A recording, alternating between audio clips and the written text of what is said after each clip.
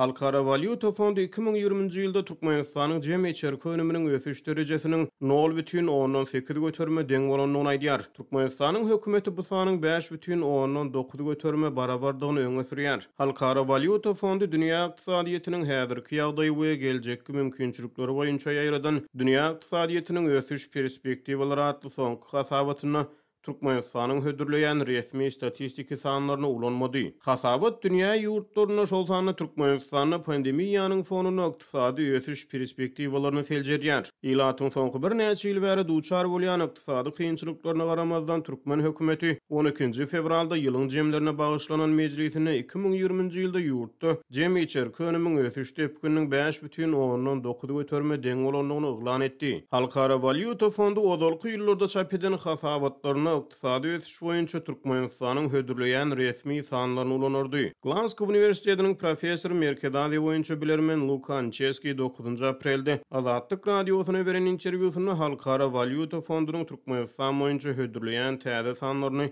öwrüm nokoda atlandyrdy. It is a watershed in the sense Bu öwrüm nokodadyr. Indi biziň ýurt barada onsuz hem bilýän zatlarymyza gabat gelýän käbir statistiki sanlar bar diýip Ancheski aýtdy. we already know.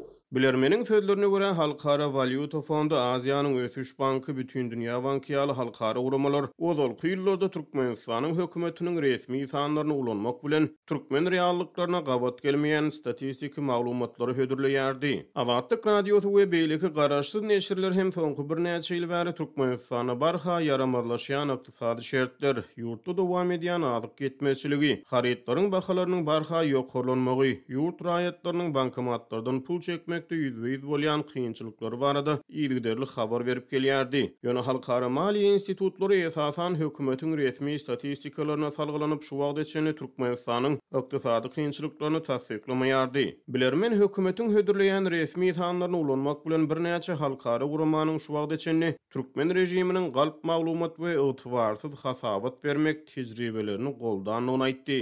Halkara urumalaryň Türkmen ykdysadyýetyne ýokary baha bermegi Türkmen halkyny käbir halkara ýardymlardan mahrum edip gelýärdi. Ýatlasak geçen aprelde Ýewropa Birleşigi Ýewropa topory maliýe himayatynyň çäklerini Kyrgyzstana, Täjikistana we Özbegistana 134 milyon euro meşberini pandemiýaga garşy maliýe kömegini berdi. Türkmenistan we Gazagystan halkara maliýe institutlaryna görä ortadan ýokary ýerdejeli döwlet hasaplanyklary sebäpli bu ýardymdan mahrum edildi.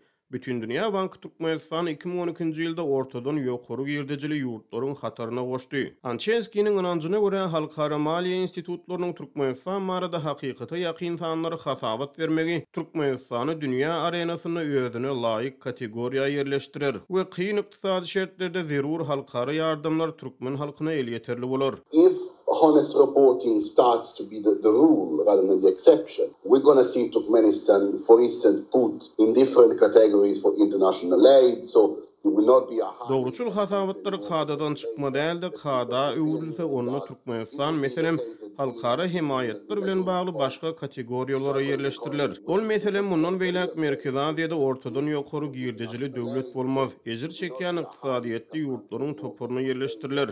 Bu hem aslında dogry orun bolar, laýyk orun bolar diýip bilermen aýtdy. Which is the good place, the real place for them. Şeýle-de ol dogruçul hasabatyň halkara maliýe uramalarynyň öz awraýyna da goşunt goşjakdygyny aýtdy. Türkmen resmileri we döwlet media ferişdeleri ýurtda bagtyarlyk we berkararlyk zamanasynyň höküm sürýänligini, halkyň awadan durmuşda ýaşaýanlygyny tekrarlaýar. Ýöne iş ýüzüne barha yaramazlaşýan ykdysady şertler döwlet mediasynyň aýdýanlaryny tasdiklamaýar. Ekspertiň sözlerine görä Türkmen hökümetiniň ýöredýän 6 asyr siýasaty onuň yaramazlaşýan ykdysady şertleri boyun almagyna päsgelçilik töredýär. This golden age era actually prevents them for admitting Türkmen hökümetiniň 6 asyr zamanasy barada aýdýanlary onuň hakykaty boyun almagynyň öňüne baglaýar diýip bilermen aýtdy. Bu aralykda Halkara Valyuta Fondunyň Türkmen ykdysadyýetyniň ösüş derejesiniň pestligi barada berýän hasabaty Türkmenistanyň prezidenti Gurbanguly Berdimuhammedowyň ýurdun ykdysadyýet we maliýe ulgamlaryna bildirýän nägilelikleriniň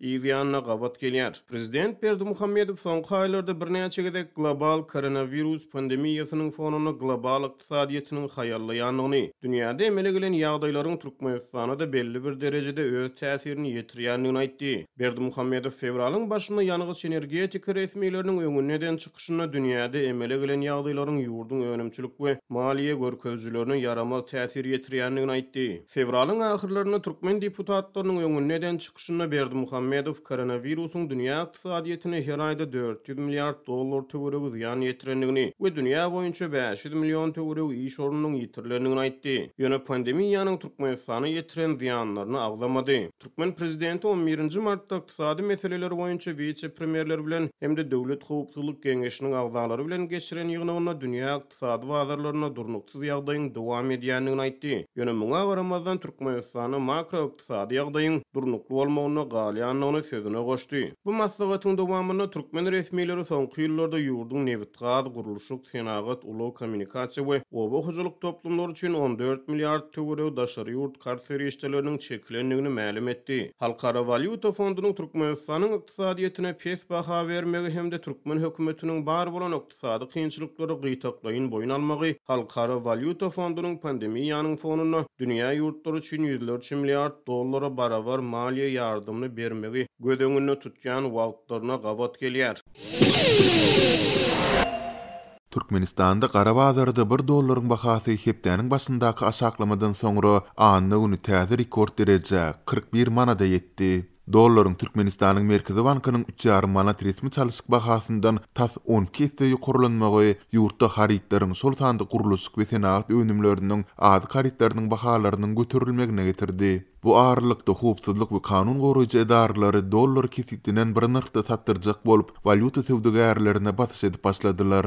Milli pulun hümmetiniň düýp götür pete açmagy martyň ortasyndan bäri dowam edýär. Geçen senbe güni Qarabazarda $1 rekord derejäge ýokurlanyp 40 manada ýetipdi. Şu hepdäniň başynda daşary ýurt pul birligi bir näme aşaklap 35-36 manat töwereginde bahalanan bolsa da pensiýa güni giýişlik $1 40 manatdan anny güni eýýäm täze rekord derejede 41 manatdan satyn alyndy. Manadyň dollara görä dowamly hümmet edilenmeginiň munyň netijesinde de käbir haritlaryň bahalarynyň tas 2 hisse ýokurlanmagynyň arasynda howpsuzlyk gullukları Qarabazardaky valyutaçylara basyş edip başladylar. Lewabyň administrativ merkezi Türkmenawatda we beýleki ýeri etraplarynda MHM we polisiýa işgärleri valyuta sewdegärlerine haýwadat dollary 39 manat kesitli nyrkda saklatjak bolýarlar diýip valyutaçylaryň biri 9 aprelde Azatlygyň Lewapdaky habarçysyna gurrun berdi. Onun sözlerine göre häzir adamlarda milli pul birligi bolan ynam hasym pete açyp her kim dollar satyn almak ugrunda tagallaýdýar. Emma valyutaçylar özleriniň hem durnuksyzlygyň we kesitsizligiň arasynda dollaryň satywyny besedip diňe onu satyn almak bilen meşgul bolýandyklaryny aýdýarlar. Manadyň dollar garşysynda hümmetiniň juda petilmegi prezident Gurbanuly Berdimuhammedowyň milli pul birliginiň hümmetini saklap galmak meselelerini döwlet howpsuzlyk geňeşiniň agzalary we vice-premierler bilen ara alyp maslahatlaş magynyň ýa-da gawat geldi. 11 martda ykdysady meselelere bagşlanan maslahatda Berdimuhammedow manat teristleri resmi alış-çalış bahasy boýunça daşary ýurt puluny çalşylanda kadrlaşdyrjy namalaryň berji edilişini gözegçiligiň ähmiýetine üns çekipdi. Munyň izi bilen Qarabazarda dollaryň bahasynyň düýp götür ýokurlanyp başlanmagy bilen birlikde hökümet halkara şol sanda daşary ýurtdaky talyplary pul geçirimlerini hem çäklendirdi. Qarabazarda manadyň hümmet edilenmegi bilen bazarlarda haritlaryň şol sanda azyk we iýmit önümleriniň bahalary hem gözgörteli ýokurlandy. Remezan aýynyň hem golaýlamagy bilen Türkmenawadyň bazarlarynda azyklaryň onsuz hem ýokary bahalary tas ýarym hisse artdy. Geçen hepde 1 kilogram arap hurmaty 120 manat bolsa, häzir ol 180 manatdan satylýar. Bir bananyň narhy 10 manatdan 20 manada galdy. Hozyň bahasy 150 manatdan 300 manat boldy diýip ýerli ýaşaýjylaryň biri Türkmenawatda habarçymyza 9 aprelde maglumat berdi. Milli manadyň hümmetiniň ýygyderil pete açmagy bilen ilatyň satyn alys ukyby pete açýar. Bu hem ýurt raýatlarynyň bazarlardaky we hususy sewda nokatlaryndaky gymmat bahalardan gaça durup, döwlet dukanlarynda arzan bahadan satylýan önümlere ýykyn etmegine getirýär. Azatlygyň ýurdun durly künjegindäki habarçylary bu ýagdaýlaryň arasynda zebil taşlayan gapyrjaklary döwürýänleriň köçelerde we bazarlarda dilegçilik edýänleriň görülüp eşidilmedik derejede köpelýändigini habar berýärler.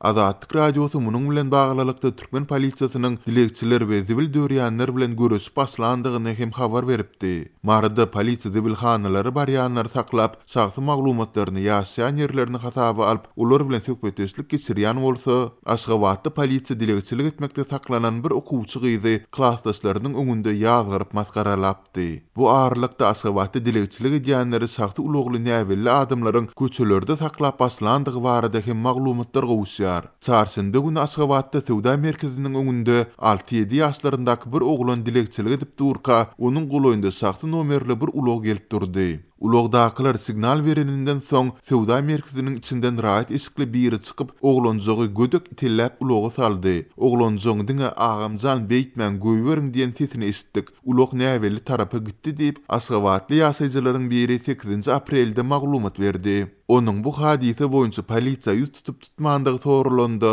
Ol muny rahat eşigindäki howpsuzlyk gullaklarynyň özleriniň amal eden bolmagynyň mümkindigini, özünden soňu bilen ar alynmagyndan howatir edip, bu ýagdaýy diňe mediada beýan edip, köpçüligi ýetirmek kararyna gelendigini aýtdy. Bellesek, bu mesele boýunça Aşgabatyň şäher polisiýasy Azatlyk radiosy bilen gepleşmekden ýüze gurdy.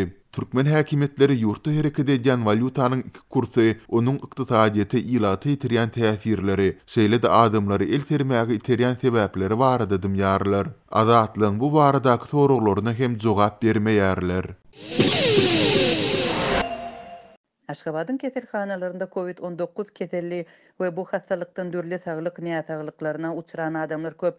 Lukmanlar ýurdun koronawirusyň 4-nji tolkunyny başdan geçirýänligini aýdarlar. Bu barada Azatlyň Türkmenistandaky habarçylary we çeşmeleri habar berýärler. Ýurdun häkimetleri ýurtdaky koronawirusy heniden boyun almaýarlar. Paýtagtyň lukmanlary häzirki wagtda koronavirusy başdan geçiren näsaglaryň böwreginde kemçilik döreýänligini, şeýle hem süýji keselli bolmadyk adamlarda şekeriň derejesiniň kadadan düýp göter ýokarlýanlygyny aýdarlar. Bu arada 9 aprelde Azatlyň habarçylary Aşgabatyň hastahanalarynyň lukmanlaryna salgylanyp habar berdiler. Lukmanlaryň bellemegine görä, häzirki wagtda ýurt koronawirusyň 4-nji tolkunyny başdan geçirýär. Bu aralykda çeşmeler, böwrekdäki kemçilikler we ganynda şekeriň derejesiniň ýokarlanmagy ýaly näsaglykdan ölýänleriň köpdigini aýdarlar. Aşgabatdaky habarçylarymyzyň biri ganynda şekeriň derejesiniň üýtgemegi zerarly ýoğulanlaryň arasynda ýakynda 1984-nji ýylda doglan ýigidiň COVID-19-dan gutulandan soň aradan çykandygyny, onuň 1978-nji ýylda doglan doganynyň hem hut şol sebäpden ýanwar aýynda koronavirusy başdan geçirenden soňra aradan çykandygyny görüňerdi. Bu ýagdaýyň diňe ulularda däl, eýsem çağalarda da bolýanlygyny habarçy lukmanlara salgylanyp aýdýar. Ma'lum bolan wakalaryň birinde 3-nji klassda okuyan bir oglan çaga koronavirus anksatlyk bilen başdan geçiripdir. Ýöne şondan soň şekeri birden ýokarlanypdyr. Häzir çaga Aşgabatdaky perinatal merkezinde bejer galýar. Bu arada habar berýän habarçymyzyň belleşýäli perinatal merkeziň 3-nji, 5-nji we 6-njy gatlarynda şeýle hastalar köp. Azatlyk radiosy Aşgabatyň perinatal merkezinden ýokynç keseller hastahanasyndan şeýle hem çeşmeleriň habar bermegine görä koronavirus keseli bolan hastalaryň saklanýan beýleki bir näçe edaratyndan resmi taýdan maglumat alyp bilmedi. Şeýle hem Türkmenistanyň Saglygy saklaýyş ministrliginiň kommentariýa almak boýunça eden synançyklarymyz başa barmady. Türkmenistanyň häkimetleri ýurtda koronawirusyň bardygyny ikrar etmeýärler. Döwlet habar beriş serişdeleri COVID-19 bilen diňe bir ýurdun içinde däl eýitim dünýäde bolup geçýän wakalar barada da habar bermeýärler. 2021-nji ýylyň 9 apreline çenli dünýäde 134,5 millionyň gowrak adama koronawirus ýokaşdy, 3 million töwerek adam ýoguldy.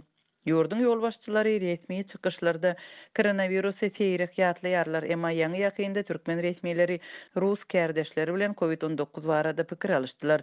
Türkmenistanyň vitse-premierleri Reşet Meredow we Serdar Berdimuhammedow Moskwadan sapary wagtynda Daşary işler ministri Meredow COVID-19-a garşy görüşde kömek edenligi üçin Ortiýatyň Daşary işler ministri Sergey Lavrowa minnetdarlyk bildirdi we Ortiýatyň PCR testlerini ilkinji bolup Türkmenistana ynsanperwerlik kömegi hökmünde beren belledi. Meredowyň sözlerine görä, umumyň alynanda Türkmenistana 186 000 test, olardan 120 000 test muzsuz esasda berilipdir. Şol bir wagtyň özünde ýurtda vaksinasiýa dowam edýär. Resmi maglumatlara görä, Türkmenistanda diňe Rus vaksinasy hasap alınıpdyr, emma ýurtda dowam edýän vaksinasiýanyň barşynda Hytaýda öndürilen vaksina köpçülik bilen ulanylýar. Türkmenistanda Hytaý vaksinasynyň hasaba alynanlygy resmi taýdan habar berilmendi. Bu aralykda Sputnik we Rus vaksinasyny etdirmek üçin ony satyn alyp bolýar. Azatlyň Türkmenistandaky habarçylarynyň maglumatlaryna görä, ýurtda resmi hasap alynan Sputnik we vaksinasy 1000 manada satylýar. Türkmenistanyň Merkezi bankynyň resmi kursuna görä, bu $285 töwereg bolýar. Vaksinany öndürüji ortaýatyň göne maýy goýum gaznasy tarapyndan Sputnik we üçin eglan edilen daşary ýurt bazarlary üçin baha $20 ýetmeýär. Rus sanjymy Türkmenistanda fevral aýynda başlanan vaksinasiýanyň başynda paýtagtda hususanda saglyk işgärlerine, polisiýa işgärlerine harbiýlere edilipdi. Şol bir wagtyň özünde de döwlet resmiýetlerine vaksinasiýanyň edilip edilmänligi barada habar bolmady.